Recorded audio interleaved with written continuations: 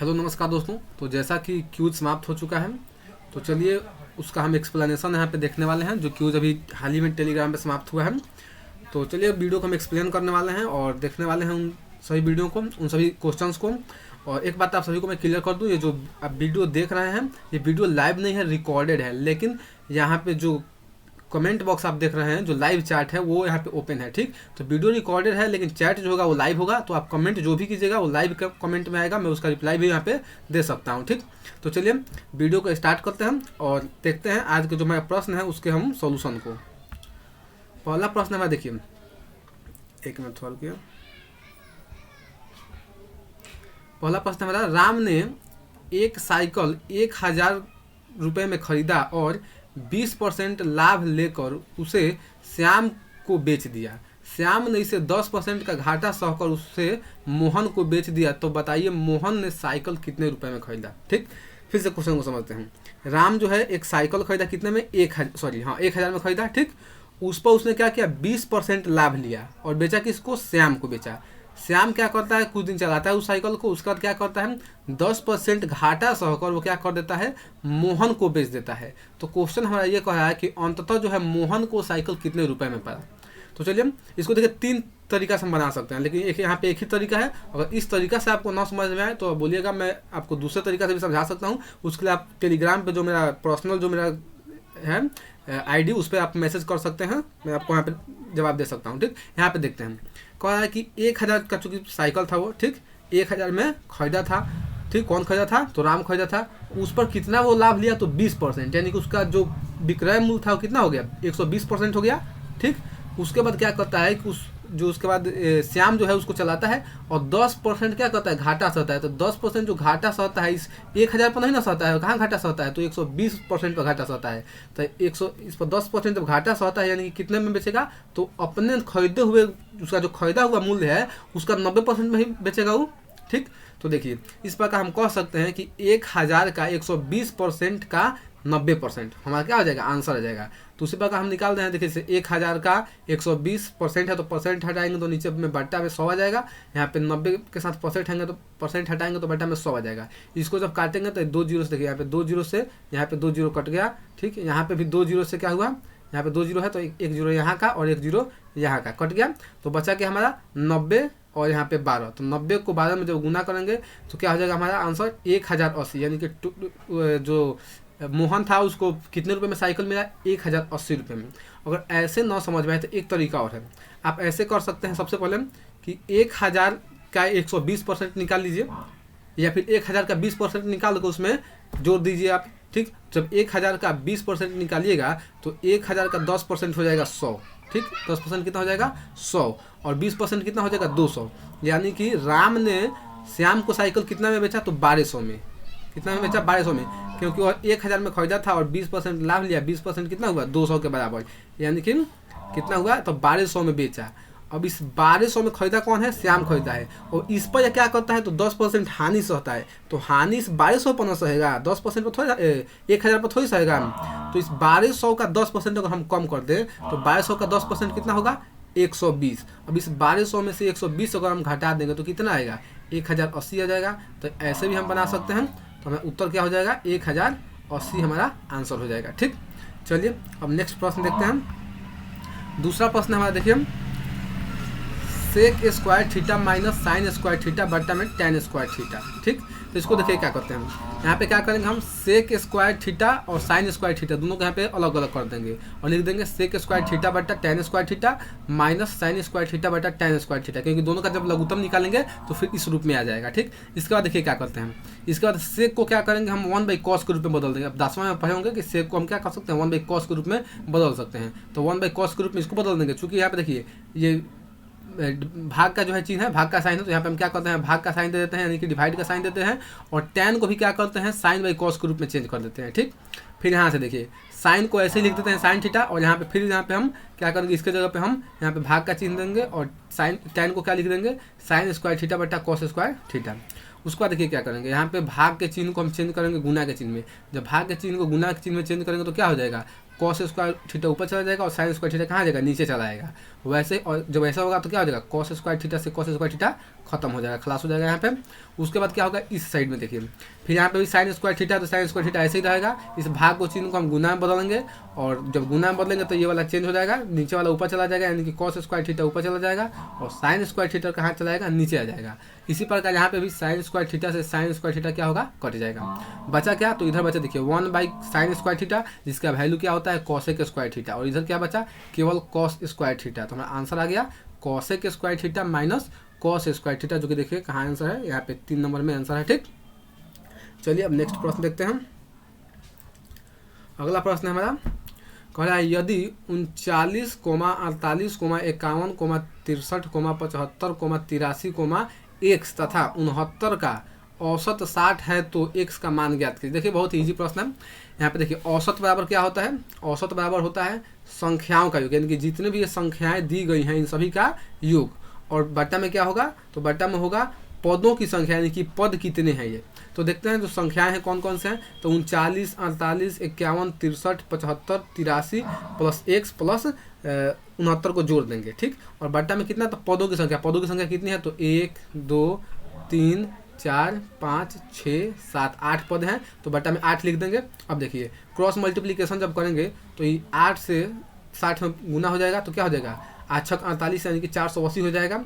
अब इसको जब जोड़ेंगे तो क्या होगा, इसको सबको जोड़ेंगे जब, तो 428 और प्लस में x हो जाएगा, क्योंकि x थोड़ी जुटेगा इसमें, तो क्या हो जाएगा 428 प्लस x। इसको आप जोड़ के भी खुद से देख सकते हैं। अब यहाँ पे देखिए क्या करेंगे, अब यहाँ पे हम 428 को क्या करेंगे, उधर ले जाएंगे तो माइनस में हो जाएगा, बराबर कुछ साइड ले जाएंगे तो क्या हो जाएगा, x बराबर 480 माइनस 428। जब 480 में से 428 घटाएंगे तो क्या हो जाएगा, 52 हमारा आ जाएगा आंसर। तो देखिए 52 कहाँ है, ऑप्शन नंबर ए में 52 है, हमारा आंसर हो जाएगा। ठीक, चलिए अब नेक्स्ट प्रश्न देखते हैं। अगला प्रश्न हमारा 200 का 40% प्लस 150 का 30%। तो ये बहुत इजी प्रश्न है। पहले क्या करते हैं, 200 का 40% निकालेंगे। तो 200 का 40% निकालने का सबसे आसान तरीका है, तो देखिए यहाँ पे क्या कीजिए, 200 का 10%, तो 200 का 10% पहले निकालिए, तो 10% कितना हो जाएगा, 20 हो जाएगा, क्योंकि एगो के बाद पॉइंट यहाँ पे लगा देंगे तो 10% आ जाएगा। तो 200 का 10% 20, तो जब 10% 20 आ गया तो 40% कितना होगा, 80 हो जाएगा। तो देखिए 200 का 40% 80 हो गया। वैसे ही 150 का 30%, तो 150 का 10% कितना हो जाएगा, 15 हो जाएगा, और 30% कितना हो जाएगा, 15 3 45, यानी कि ये हो गया 80 और ये हो गया 45। और करना क्या है, इन दोनों को जोड़ ही ना देना है, यहाँ पे जोड़ ही का ना साइन है, तो दोनों को जोड़ देना है। तो 80 और 45 को जब जोड़ेंगे तो कितना आ जाएगा, आंसर आ जाएगा हमारा 125, क्योंकि 80 और 45 कितना होगा, 125 हो जाएगा, हमारा आंसर हो जाएगा 125। ठीक, चलिए अब अगला देखते हैं हम। नेक्स्ट प्रश्न कह रहा है दो संख्याओं का योग 34 है, ठीक, और उन संख्याओं के वर्गों का योग 580 है, उन दोनों संख्याओं का गुणनफल क्या होगा। ठीक, दो संख्याएं, देखिए दो संख्याएं कौन कौन से हैं, x है और y है, इन दोनों का योगफल कितना है 34। दो संख्या यहाँ पे माना गया है। ठीक, यहाँ पे माना गया है कि एक संख्या x है, दूसरा संख्या क्या है y है, और इन दोनों का योग कितना है तो 34 है। उसके बाद इन दोनों के वर्गों का योग, ध्यान दीजिएगा, एक होता है दोनों के योग का वर्ग और एक होता है दोनों के वर्गों का योग। तो यहाँ पे कह रहा है कि दोनों के वर्गों का योग, तो दोनों के वर्ग पहले करेंगे तब उसका योग करेंगे। तो x square plus Y square equal to कितना होगा 580 हो जाएगा। अब देखिए एक फार्मूला आप पढ़े होंगे a प्लस बी का होल स्क्वायर या फिर कहीं x प्लस वाई का होल स्क्वायर। तो a प्लस बी का होल स्क्वायर या x प्लस वाई का होल स्क्वायर क्या होगा, तो x square plus Y square plus 2xy। अब इसी पे इसका हम मान रख देंगे। देखिए x प्लस वाई का मान रख देंगे, तो x प्लस वाई का मान कितना दिया है 34, तो 34 का स्क्वायर हो जाएगा। ठीक, उसके बाद इक्वल में क्या हो जाएगा, X square plus Y square का मान कितना है 580, तो 580 यहाँ पे रख देंगे, प्लस 2xy है तो प्लस 2xy ऐसे ही छोड़ देंगे। अब क्या करेंगे, जब 34 का स्क्वायर करेंगे तो 1156 आएगा। 1156 कैसे आएगा इसको देख लीजिए। यहाँ पे देखिए किसी भी दो संख्या का जब हमें स्क्वायर करना होता है तो उसके लिए हम साधारण सा फॉर्मूला अपनाते हैं। क्या करते हैं, तो पहले डिजिट का स्क्वायर करेंगे, तो पहले डिजिट का स्क्वायर करेंगे यानी 4 का, तो 4 का स्क्वायर कितना हो जाएगा 16, तो 16 का हम सिर्फ 6 लिखेंगे, एक मान लीजिए यहाँ पे हाथ में रहा हमारे। ठीक, उसके बाद क्या करेंगे, इन दोनों को गुना करेंगे तो चलती है 12, और फिर उसका 2 गुना कर देंगे, तो 12 दूना 24, 24 और एक कितना हो जाएगा यहाँ पे 25, 25 का 25 नहीं लिखेंगे, 25 का क्या लिखेंगे 5 लिखेंगे, बचा कितना हाथ में 2 भी हाथ में है। ठीक, अब क्या करेंगे, इस आखिरी जो यहाँ पे डिजिट है इकाई के स्थान दहाई के स्थान पर इसका अब स्क्वायर करेंगे, तो 3 का स्क्वायर 9, अब पहले से हाथ में 2 है तो कितना हो जाएगा 9 2 11, यानी कि हमारा कितना आ जाएगा 1156। देखिए 1156 आया है ना, ठीक। और फिर क्या करेंगे यहाँ पे, देखिए 2x को उधर रहने देते हैं और 580 को इस साइड ले आते हैं, यानी कि हम ऐसे भी लिख सकते हैं कि 2xy बराबर 1156 माइनस 580। जब इसको घटाएंगे तो कितना आ जाएगा 576 आ जाएगा। उसके बाद क्या करना है, तो सिंपली 2 से क्या करना है, 2 इधर गुना में है तो उधर जाएगा तो भाग दे देगा, भाग देगा तो कितना आ जाएगा 288 आ जाएगा। 288 हमारा आंसर हो जाएगा। उम्मीद है क्वेश्चन आपको समझ में आया होगा। चलिए नेक्स्ट देखते हैं। जो भी क्वेश्चन देखिए आपको समझ में ना आए, आप मेरा पर्सनल जो टेलीग्राम पे जो मेरा अकाउंट है, उस पर्सनल जो नंबर है उस पर आप मैसेज कीजिएगा, मैं आपको वहाँ पे क्लियर कर दूँगा जो भी डाउट होगा। ग्रुप में नहीं, ग्रुप में आप कोई डाउट नहीं पूछेगा, क्योंकि ग्रुप में एक आदमी के कमेंट करने से सभी को परेशानी होती है। तो जो भी डाउट हो कोशिश कीजिएगा कि मेरा पर्सनल जो अकाउंट है, पर्सनल जो नंबर है उस पर मैसेज करने का, ठीक। चलिए नेक्स्ट देख लेते हैं। अगला क्वेश्चन क्या है, अगला क्वेश्चन कह रहा है कि देखिए अगला क्वेश्चन ये भी आसान है। बोल रहा है कि देखिए ए बटा बी इज इक्वल टू लिखा है 2/3, यानी कि a/b जो है बराबर है 2/3 के। तो हमें उसके बाद एक समीकरण दिया है कि 3a + 4b is equal to 12। तो हमें b का मान यहाँ पे ज्ञात करना है, ठीक। यहाँ पे एक ये समीकरण दिया हुआ है और यहाँ पे एक ये समीकरण दिया गया है। तो देखिए इसको हम हल करते हैं कैसे। सबसे पहले हम इससे लेकर चलेंगे, तो इसको लेकर चलेंगे तो पहले क्रॉस मल्टीप्लिकेशन कर दें। क्रॉस मल्टीप्लिकेशन 3 से गुना कर दें, तो जब a में 3 से गुना करेंगे तो 3a, ठीक। b में 2 से गुना करेंगे तो 2b, ठीक। अब क्या करते हैं, हम a को अकेला कर देते हैं, इसको इधर खेद देते हैं, तो क्या हो जाएगा 2b/3 हो जाएगा। ये a का मान हो गया, ठीक। अब देखिए इस a का मान हम क्या करते हैं, इस समीकरण में रख देते हैं, तो क्या हो जाएगा 3, a के जगह पर क्या लिखेंगे 2b/3, तो 2b/3 लिख दिए प्लस 4b, तो 4b तो पहले से यहाँ पे दिया है तो 4b को ऐसे ही लिख देते हैं, कोई दिक्कत नहीं है। अब देखिए यहाँ पे 3 से 3 कट जाएगा, बचा क्या, तो 2b + 4b, 2b + 4b को जोड़ेंगे तो 6b बराबर में उधर क्या है 12 है। अब 6 से 12 कितना बार में कट जाएगा 2 बार में, तो b का मान कितना आ गया 2 हमारा आंसर हो जाएगा। तो चलिए अब नेक्स्ट देखते हैं। अगला प्रश्न क्या है, अगला प्रश्न देखिए क्या कहता है। अगला प्रश्न कह रहा है कि एक कर्मचारी की मजदूरी में 20% की कटौती कर दी जाती है। यदि उसकी मजदूरी को पुनः पहले के मजदूरी के बराबर लाना हो तो उसमें कितनी वृद्धि करनी पड़ेगी। यहाँ पे क्वेश्चन कर रहा है कि एक मजदूर है, जिस मान लीजिए पहले वो 100 रुपये कमाता था, उसकी मजदूरी 20% कम कर दी गई, ठीक। अब उसकी मजदूरी फिर कितनी बढ़ाई जाए कि उतना का उतना ही हो जाए। तो यहाँ पे कुछ लोगों के दिमाग में आ सकता है कि आंसर यहाँ पे क्या होना चाहिए 20% होना चाहिए, क्योंकि मजदूरी उसका 20% कम किया गया है तो फिर 20% बढ़ा दिया जाएगा तो आंसर हो जाएगा। लेकिन यहाँ पे समझिए ऐसा नहीं होगा। क्यों, क्योंकि मान लीजिए उसका मजदूरी 100 रुपया है, मान लेते उसका मजदूरी कितना है 100 रुपया है, और उसका 20% हम मजदूरी जब कम करेंगे तो उसका मजदूरी कितना हो जाएगा 80 रुपया हो जाएगा। अब और जब हम 80 रुपया का 20% बढ़ाएंगे तो क्या 100 रुपया आ जाएगा। 80 का 20% कितना होगा, तो 80 का 10% हो जाएगा 8 है, और 20% हो जाएगा 16। 80 का 20% हो जाएगा 16, और जब 16 को हम 80 को जोड़ेंगे तो कितना आएगा 96 आएगा। 100 नहीं ना आ रहा है, तो इसलिए ऐसा नहीं होगा कि जब 20% कम किए हैं तो 20% बढ़ा देंगे, क्योंकि हम कम किए हैं जो वो 100 पे कम किए हैं, अब बढ़ा रहे हैं हम 80 पे बढ़ा रहे हैं, तो दोनों चीज़ें बराबर नहीं ना है। तो देखिए उसके लिए क्या करते हैं, उसके लिए साधारण समय ये फॉर्मूला अपनाना पड़ेगा।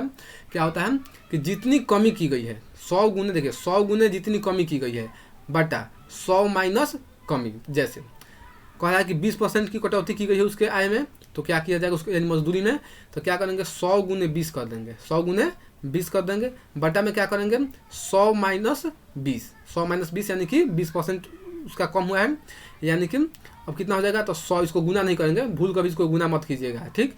तो क्या हो जाएगा 100 गुने 20, अब बटा में हो जाएगा यहाँ पे 100 में से 20 गया 80, 100 में से क्या हुआ 20 गया 80। अब इसको काटेंगे तो 20 से 80 कटेगा 4 बार में, और 4 से 100 कट जाएगा 25 बार में, यानी कि पुनः जब हम इस 80 का जब हम 25% बढ़ाएंगे तब जाके 100 हो जाएगा। देखिए 80 का 50% हो जाएगा 40, 40 का आधा हो जाएगा 20, यानी कि 25%, यानी कि जब 20 जोड़ेंगे तो हमारा 100 आ जाएगा। इसलिए जब 20% की कटौती की गई है और जब उसको बढ़ाना है, पूरा बढ़ाना का मतलब कि पूरा पुनः फिर उसी रूप में लाना है, तो 25% हमें बढ़ाना होगा पुराने वाले मूल्य पर, ठीक। देखिए इसी पर जैसे देखिए यहाँ पे जैसे कमी दिया गया है तो हमें यहाँ पे कमी की है। अगर दिया रहता कि किसी मजदूर की मजदूरी बढ़ाई गई है फिर उसी रूप में लाना है, तो यहाँ पे देखिए क्या करना होता है, यहाँ पे कमी की जगह यहाँ पे जितना बढ़ता वो लिख देते हैं, यहाँ पे जितना बढ़ा यहाँ पे प्लस कर देते हैं और जो बढ़ा होता है वो लिख देते हैं, ठीक। जैसे यहाँ पे अगर मान लीजिए कमी की जगह वृद्धि हुई होती तो यहाँ पे सब जगह जहाँ जहाँ 20 लिखे हैं तो यहाँ पे 20 होता है, यहाँ पे कोई चेंज नहीं होता। और यहाँ पे सिर्फ अंतर ये होता है कि यहाँ पे जो है 80 हुआ है, यहाँ पे प्लस हो जाता है और 120 हो जाता है। ठीक, तो जब वृद्धि की बात की जाए तो वैसे बनाया जाएगा। चलिए नेक्स्ट देखते हैं। अब अगला प्रश्न कहता है हमारा कि 1000 का 8% की दर से 2 वर्ष का चक्रवृद्धि ब्याज क्या होगा। ठीक, हालांकि आप देखिए थोड़ा सा क्वेश्चन अगर माना जाए तो अधूरा है, क्योंकि 8% की दर से, लेकिन कौन सा दर, तिमाही, छमाही या फिर वार्षिक, ये यहाँ पे लिखा होना चाहिए था लेकिन नहीं लिखा हुआ है। तो मैं बताता हूँ वार्षिक दर से। ठीक, वार्षिक, यहाँ पे वार्षिक कहने का मतलब है। तो चलिए अब इस क्वेश्चन को हम बनाते हैं। देखिए सबसे पहले क्या करेंगे हम, 1000 है। ठीक, अब चक्रवृद्धि ब्याज और साधारण ब्याज में अंतर है, समझ लीजिए। चक्रवृद्धि ब्याज का मतलब हुआ कि जैसे मान लीजिए आप हमको 100 रुपया दिए। ठीक, आप हमको 100 रुपया दिए, जब एक महीना मान लीजिए बोले कि अगला महीना हम आपसे 5 रुपया, इस मतलब 10 रुपया लेंगे, आपने कहा कि इस पर हम 10 रुपया आपसे ब्याज जोड़ कर लेंगे, 10% सैकड़ा के हिसाब से हम ब्याज जोड़ कर लेंगे। तो अगला महीना हमको कितना लौटाना होगा, तो अगला महीना हम आपको लौटाएंगे 110 रुपया, लौटाएंगे ना। ठीक, तो हो गया हमारा साधारण ब्याज, चक्रवृद्धि ब्याज, दोनों यहाँ पे 1 साल के लिए चाहे 1 महीना के लिए दोनों काम करेगा।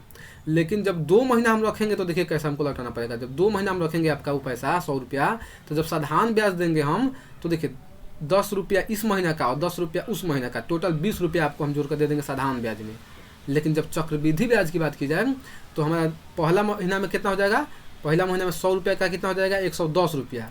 अब अगला महीना में जो 10% ब्याज लगेगा उस 100 रुपया पे नहीं लगेगा, 110 रुपया पे लगेगा, यानी कि 11 रुपया हो जाएगा। यानी कि टोटल हमको कितना रुपया देना पड़ेगा, अगला महीना 221 रुपया देना पड़ेगा हमको। कितना देना पड़ेगा, 221 रुपया। ठीक, ठीक है, चलिए तो अब आगे बढ़ते हैं हम।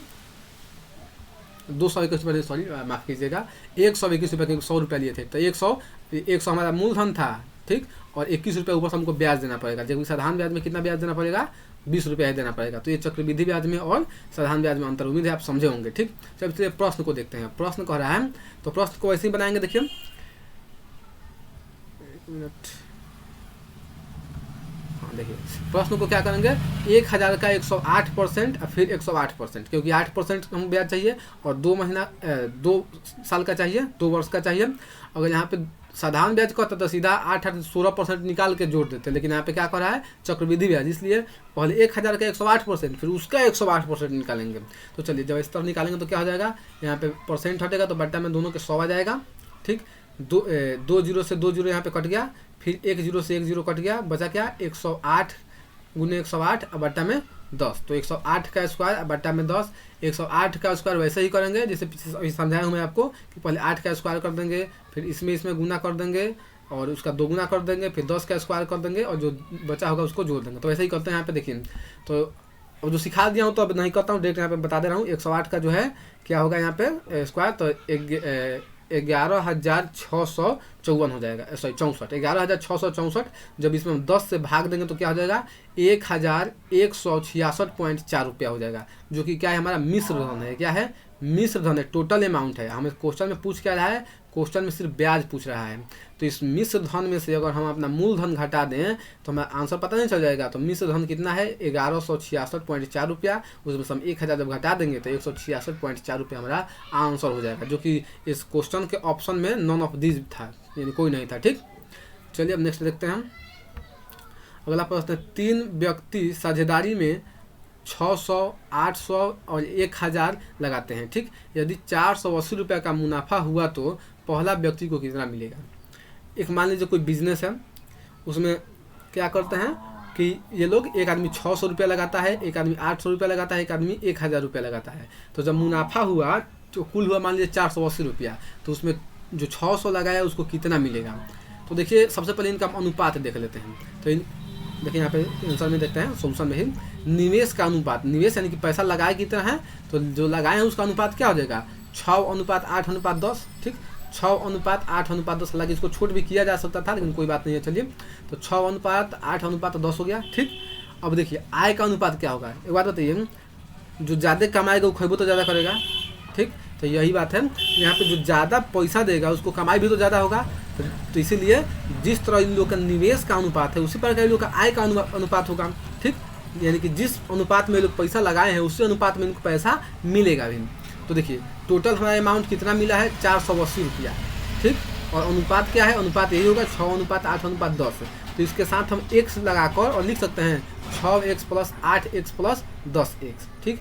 ये जो हो जाएगा इस 6x जो हो जाएगा पहले व्यक्ति की कमाई हो जाएगी, और 8x जो होगा दूसरे व्यक्ति की कमाई हो जाएगी, और 10x जो होगा तीसरे व्यक्ति की कमाई हो जाएगी। जब हम तीनों को जोड़ेंगे तो कितना हो जाएगा 10 8 18 18 24x, 24x हो गया, बराबर में कितना है 480।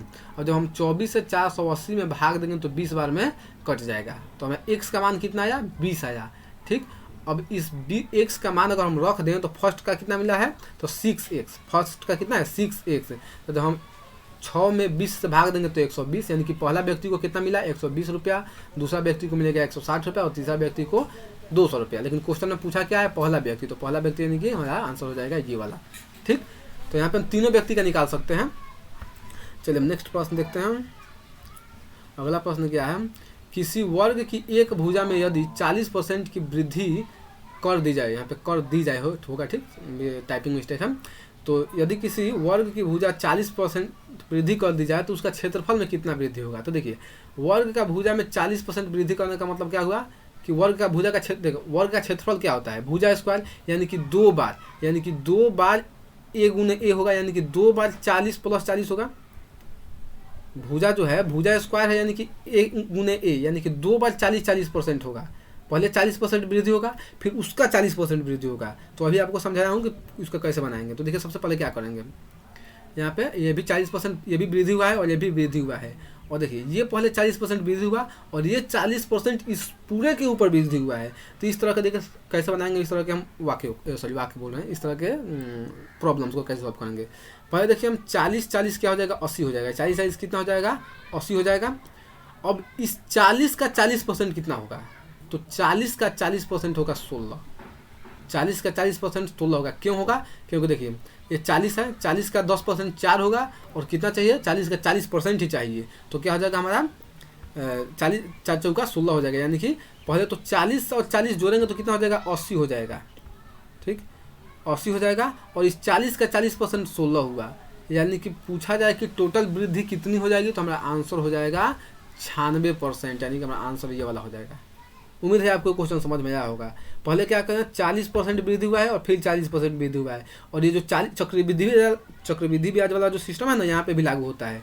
पहले 40% पहले भुजा पर मान लीजिए लागू हुआ, और ये जो दूसरा 40% है ना उस बढ़े हुए पे लागू होता है, इसलिए यहाँ पे 16 जो है एक्स्ट्रा बढ़ जा रहा है, इस 40 का 40% फिर बढ़ जा रहा है, ठीक। तो टोटल हमारा क्या हो जाएगा आंसर 96% की वृद्धि हो जाएगी उसमें, ठीक। चलिए नेक्स्ट प्रश्न देखते हैं।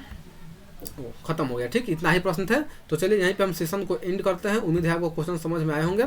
चलिए अब आपसे जल्द मिलेंगे नए सेशन के साथ, तब तक के लिए बाय।